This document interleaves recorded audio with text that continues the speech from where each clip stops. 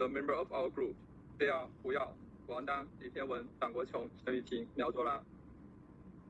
This is the general framework of this work article. This study underscores the priority role of consumer preference in accurately forecasting demand for apparel retail, showcasing the superiority of the consumer-driven model over expense opinion in boosting profits. With the high circulation of information, consumers can receive more and more information needed to buy the desired goods, which makes consumers' preference for goods more and more attention of the retail industry. This paper mainly analyzes the impact of consumers' consumption preference on the apparel retail industry, so that the apparel retail industry can improve profits. Hello everyone, I'm excited to share about Part 2, Analytics Tools.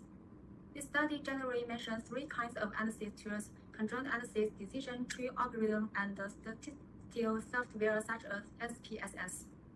The study focuses on the use of conjoint analysis, a multivariate technique used to understand how to respondents develop preferences for a product, including identifying attributes and attribute levels, creating product alternatives, and evaluating product alternatives through rating or ranking.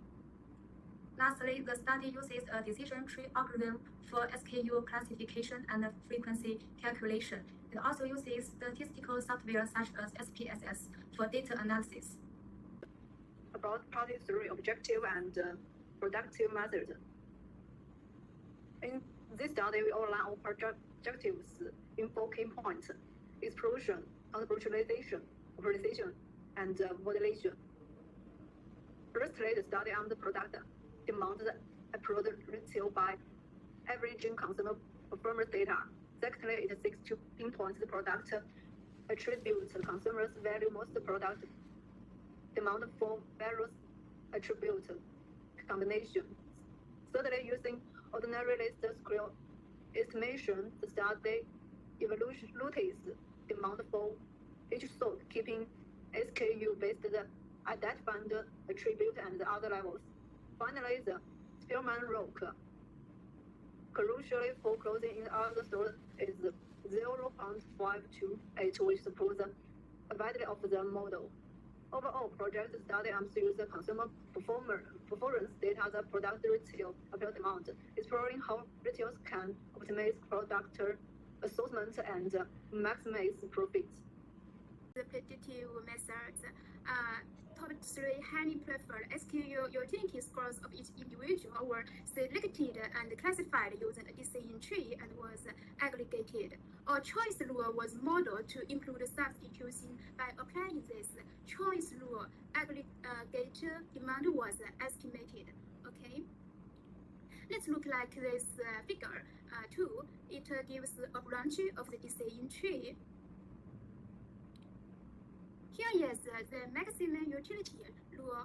Maximum utility rule assumes that the respondents will buy the product for which he or she has a maximum preference with a probability of 1, as given in the equation 3. The model was tested in quality product category and validated for quality product in 2 different stores, which were similar to each other in terms of customer profile and product category.